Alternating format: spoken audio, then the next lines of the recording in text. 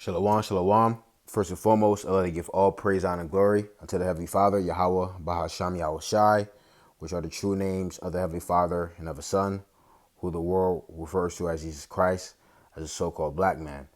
All right, so I just wanted to do this lesson on this video here that came up, and the title of it is from the news. It says, "The Affordability Crisis, How Americans Are Struggling with High Costs," which I'm sure many brothers have uh, or have been touching on topics like this because, we see this in our everyday life. We see this in our everyday life, which I think people are forgetting that there's still things happening over there in Iran, because Esau, what he's doing, he's coming up with all different types of distractions and crisis, to where one major event come up, and then Esau brings something else, and then you forget about that one, and then your focus or the center of attention is on the new crisis that then came, and then Esau, he will bring another thing, and you'll forget about this, and so on and so forth. That's what this guy would do, right? That's what Esau would do, because he wants you to forget. He wants you to forget, and he wants you to just be in la la land. So remember, the Strait of Hormuz is still open, and that's one of the reasons why all the prices are going up, and that's why everybody's complaining. Nobody can handle what's happening here. So I'm gonna go ahead and play some of this video, and I'm gonna hit a couple precepts. The smell of a Memorial Day barbecue is always a hit. And it always happens around these so-called holidays, right? Because today is Memorial Day, and it's really not as lit, And Memorial Day is really not as lit. These holidays doesn't hit the same because everything is so high, right? Like today, I was in the gym, just came back from the gym not too long ago, and the gym was full. The gym was packed. Now, you would have thought that the gym would have been kind of laid back and chill today because it's a holiday. But no, it was packed. You would have thought that people would have been out barbecuing, having fun, or doing whatever. But people like, man, I'm just go ahead and hit the gym and still be in my meal prep or whatever. Right? Because stuff is high. Stuff is high, man. So let me go ahead and play it. But for many, the cost this year is not. Explain to me how $300 worth of groceries gets you basically nothing now. Yeah, that's a fact. Right? You go to your local grocery store, you get a couple things, and you done already ran it up. You already had a bill, $100. If you go to the grocery store, max you're spending, unless you're getting like two things, but I would say minimum you're spending $60. Minimum you're spending $60 or $100, right? Especially if you have a family. Now, I made a pit stop by the store yesterday just to get a couple things, and it only ran me about $16. Surprisingly, I was shocked, because, man, once you go to the store and it's like you go in there and you say, okay, I'm gonna just get this, but then you see something like, oh well, damn, I do need this, and then I do need that, and then by the time you go up to the register and you're about to pay, you're like $80, $100. You're like, dang, I only came to spend X amount. That's the times that we're in. America is not going back to normal. Trump does not care about you people. All you people that done voted for Trump, oh yeah, America's back, you simpletons. You guys are simple as all hell. report analyzing the prices of some popular food brands found the total for a classic barbecue has increased by nearly 10%, almost triple last year's jump. Beef hot dog. And you already know last year was already high. So things are just getting much more hard. People have been complaining about the prices or the cost of things for years now. I want to say about 5 years now.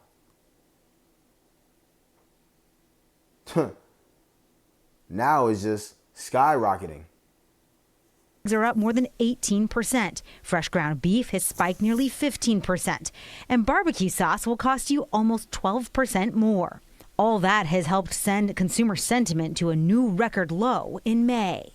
The consumer is very nervous and really watching every penny, and the worst is yet to come. Phil Lempert. And the worst is still yet to come. Let me hit this precept really quick in 2 16 because I remember during the times of COVID, everything was cheap. Like around 2020, 2021, and maybe I would say 2022, right? Things were cheap. Things were relatively cheap then. I'm talking about everything: clothes, food, gas, right? And people thought, that's just how America was going to be from there on out, and that America was recovering. But little do people know, people don't understand gradualism, right? And even us in this faith, we need to be more in tune with that. Everything is gradual, right? Things are not going back to normal. Although things may seem like, oh man, the prophecies are slowing up. Looks like this man may still be in power for another 5, 10 plus years, 15 years, but that's not the case. Let me hit this real quick. This is 2 16 and 21. It says, I'm reading this off of my other phone, so the scripture is not here on the screen. It says, behold, victuals shall be so good cheap upon earth, which victuals is just goods, right? Food, gas, clothing, etc. So it says, behold, victuals shall be so good cheap upon earth that they shall think themselves to be in good case. Yeah, everybody thought that America was back. America is recovering. We're good again, etc. And even then shall evils grow upon earth, which evil breaks down to bad times. So and even shall bad times grow upon the earth. And since then, right here up until now, bad times have come upon the earth. Right? And it says the sword, famine, and great confusion. And that's what's ultimately going to happen to this place. Right? There will be a famine. Right? And it will be nothing but great confusion and also the sword. Which there's going to be different ways that Esau or the Heavenly Father is going to use Esau to bring down the sword. Now the sword can, be by way of anything. These different crises, these different diseases that Esau is bringing back, right? Ebola's back. You got the Hanta, right? Then you have these, you have Esau is coming out with more lab-grown meats. Obviously, the missiles, you have these different wars, race wars, World War III. There's different ways that the Heavenly Father is going to bring the sword. And that's what's going to happen here on earth. So let's read that again. It says, behold, victuals shall be so good cheap upon earth that they shall think themselves to be in good case. Matter of fact, let's go on chat and see prices of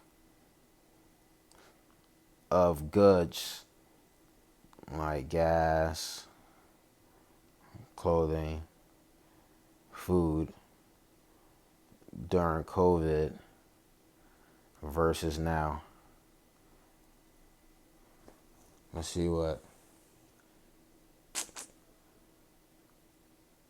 Right, compared to peak COVID years 2020 to 2022, most everyday goods in the U.S. are still noticeably more expensive today, even though inflation has slowed from its peak. The key thing is prices usually don't go back down after inflation cools. They just stop rising as fast. right? So COVID, gas, huge swings. At one point, very cheap during lockdowns. See, victuals was so cheap then, right? Huge swings. At one point, very cheap during lockdowns, then surged above $4 to $5 a gallon in 2022. Now 2026, still elevated and volatile. Recent spikes tied to energy conflicts push prices back up, right? Like again, going on in Iran, right? Groceries, rapid increases due to supply chain issues and shortages, which groceries wasn't that bad, right? But now grocery prices are roughly 25 to 35% higher than pre-COVID levels overall. Now, remember, a lot of people were getting money too during COVID, right? There was a lot of schemes going on, right? You had, unemployment. People were eating. People were getting money. You did have businesses flourishing. Like a lot of people that have businesses now, they were made during the pandemic. Clothing prices rose moderately during inflation spikes, more expensive than pre-COVID, but clothing inflation has been less severe than food and housing. Right? So, the rent, the rent, it says began surging in 2021. It says still one of the biggest affordability problems in America. Right? So it says a few real examples show the difference. Grocery prices are now nearly 30% higher than there were at the start of the pandemic. Food overall has risen more than 34% since 2019, according to some analysis. Right? That is so crazy.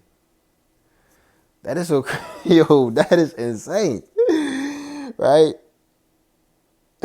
Man, that's why people are stressed, man. Everybody's living check to check.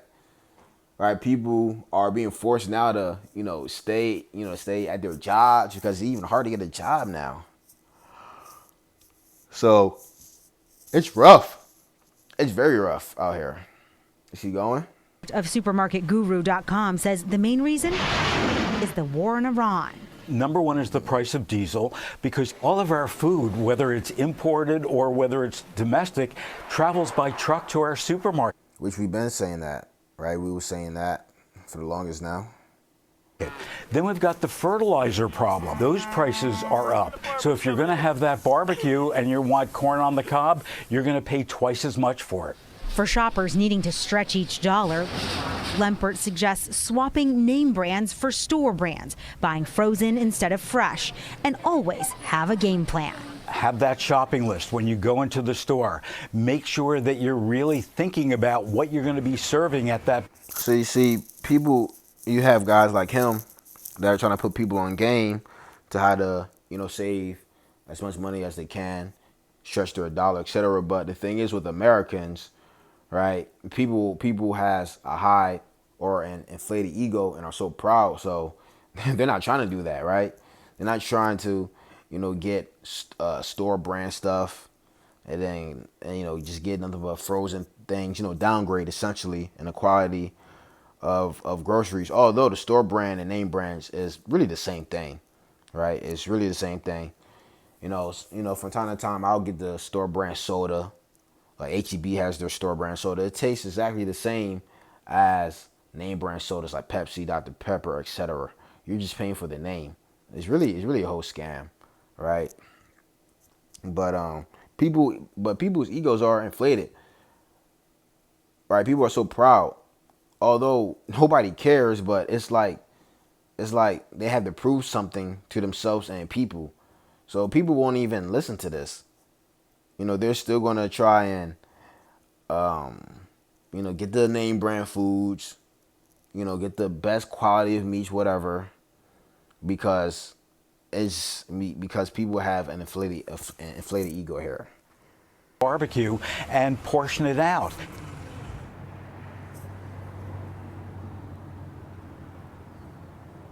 While overall retail spending remains healthy, that's really driven by higher gas prices. And as for what you can expect to pay for your groceries this summer, unfortunately, as long as the Strait of Hormuz is shut, those prices are expected to continue to go up. Tony. All right, Joe Ling, thank you very much.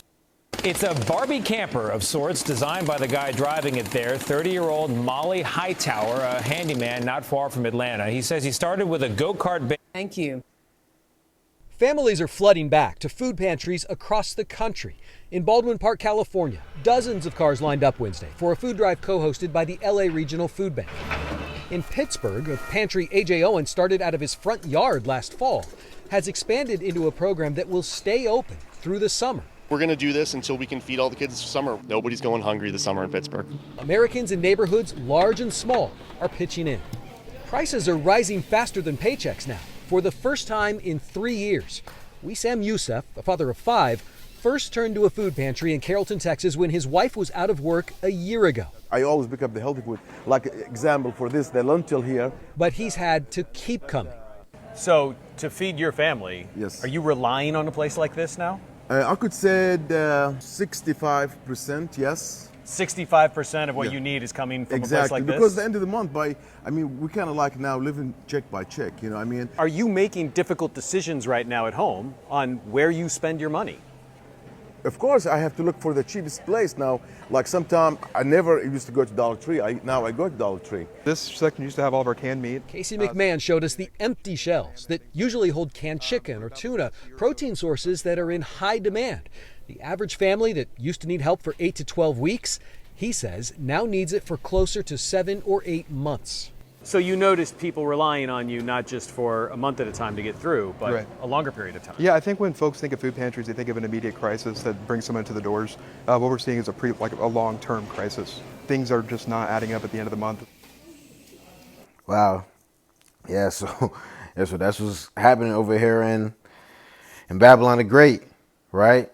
This so great of a place.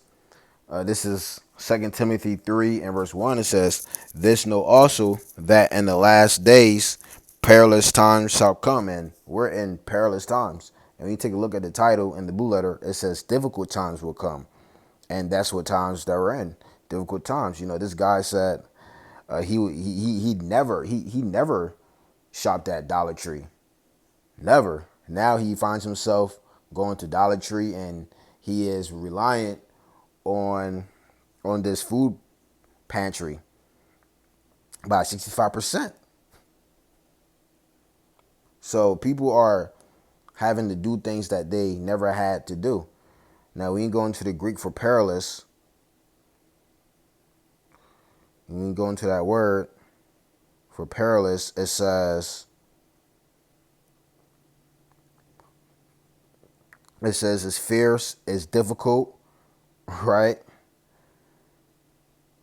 And it says hard to bear, troublesome. These are some troublesome, hard to bear, and difficult times. Having to downgrade, right? People may have to move out of their homes, move back in with parents, which I believe this generation right here, I think Generation Z, man, it's something with this generation. Essentially, majority of people that are like my age, you know, like 27, you know, if you was born in like 97 to like 2000, I would say like 2003. Yeah, I would say 97 to like 2003 are still living at homes with their parents.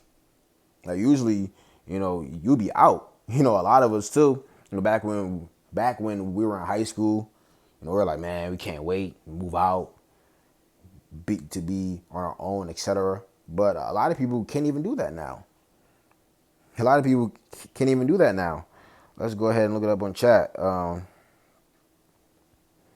From Gen Z, 97 to, I would say, 2002. How many are still living at home with parents? Let's see. It says For older Gen Z, roughly people born between 97 and '02, currently 24 to 29 years old, the numbers are surprisingly high. In the US, about 18% of adults ages 25 to 34 were living with their parents in 2023. If you widen the age range to younger Gen Z adults, 18 to, which I'm not worried about if you're 18 years old, the number jumps to around 1 in 3, which is 32 to 33%. And specifically for the youngest older Gen Z group, studies on people around 2000 to 2002 found as many as 68% were still living with their parents at age 23. A big reason is simple economics. Rent, home prices surged, wages didn't keep up for many entry-level workers, student debt, and inflation hit at the same time.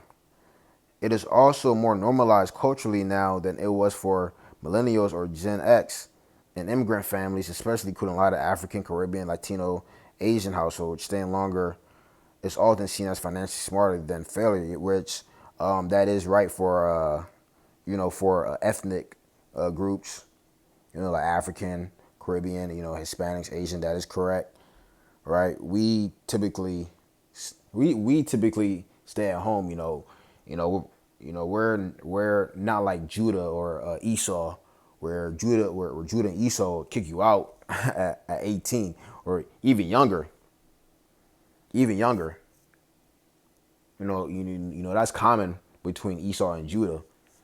But when it comes on to the other tribes, like Benjamin, Levi, right, Issachar, Ephraim, and these other nations like Elam, Moab, etc. The kids, they really stay at home till whenever, honestly. But yeah, you see, you have all these adults, grown adults, they're still living with parents. Still living with parents because it's hard out here. This is difficult times, right? Let's look up back then. What was the age where people would move out? Like generations before Gen Z.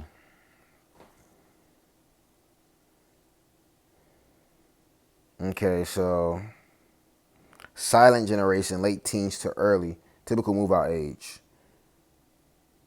Early 20s, baby boomers, 18 to 22. What are the ages for these generations?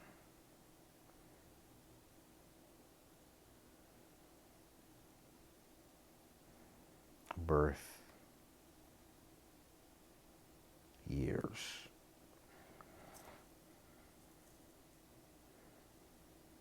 Okay, so boom.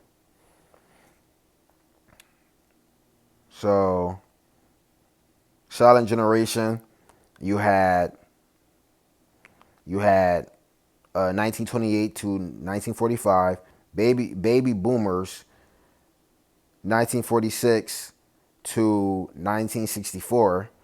Depending on your age, maybe your parents are 1964, right? Generation X, 1965 to 1980. My mom would fall under Generation X. She was born in the 70s, right? Millennials, 1981 to 1996, right? So going back to up here, silent generation, which was 1928 to 1945, they'll move out late teens to early 20s. Wow, look at that. Like 17, 18, 19, right? Maybe 18, 19 to early 20s. Baby boomers, 18 to 22. So baby boomers, when was that? That was 1946 to 1964.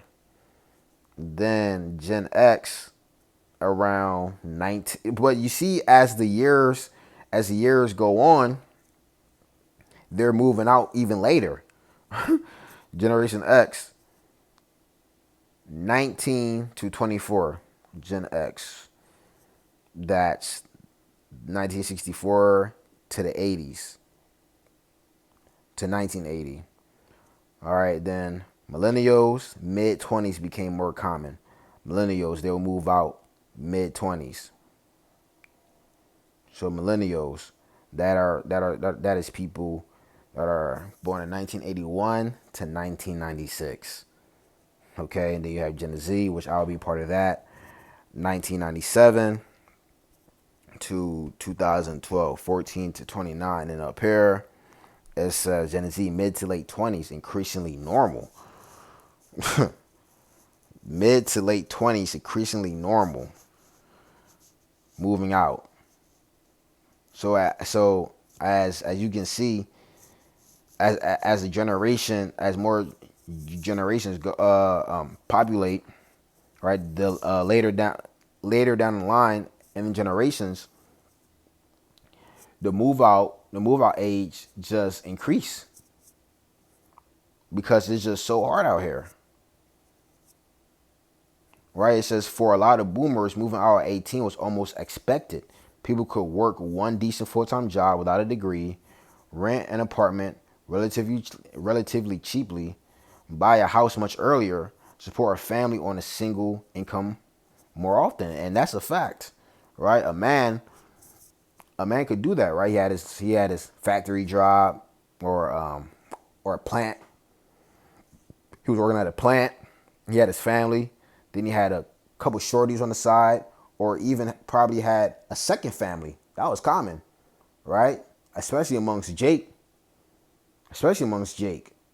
right? Jake, Judah, the black man, he will have his main family, then he will have a whole second family, and he will be supporting both households, having a car, right? But that's when the economy was better. It says the economics were radically different. A young man in the 70s or 80s working trades, warehouse, factory, utilities, or municipal jobs could often afford a car, rent, and eventually a starter home without needing today's income levels. So the point is, stuff got worse. And people out here are expecting America to recover, but it's not. And the scriptures tell you this. The Bible tells you this, but people don't believe in the Bible. Right? People do not believe in the Bible. So I'm going to read this last precept, and that'll be all. It's Jeremiah 8 and verse 15. It says, "We looked for peace, but no good came, and for a time of health, and behold trouble." See that? So all these people were looking for peace, especially when Trump came back. Oh yeah, America's back, etc. But no good has came yet. All right, nothing but trouble. Right? And it also says for a time of health and behold trouble. Yeah, time of health of America healing. MAGA, making America great again. America's back. Da da da da. Whose voice I have in my head is Andrew Tate. Right? Simple as all hell. Talking about, yeah, man, America's back. Because he fully support Trump. He told me, yeah, man, when Trump got back in office, I'm like, yeah, America's back. America's back. America ain't back. America has gotten even worse. All right, so Yahara Tazah, you few brothers and sisters were edified. Till next time, Shalom.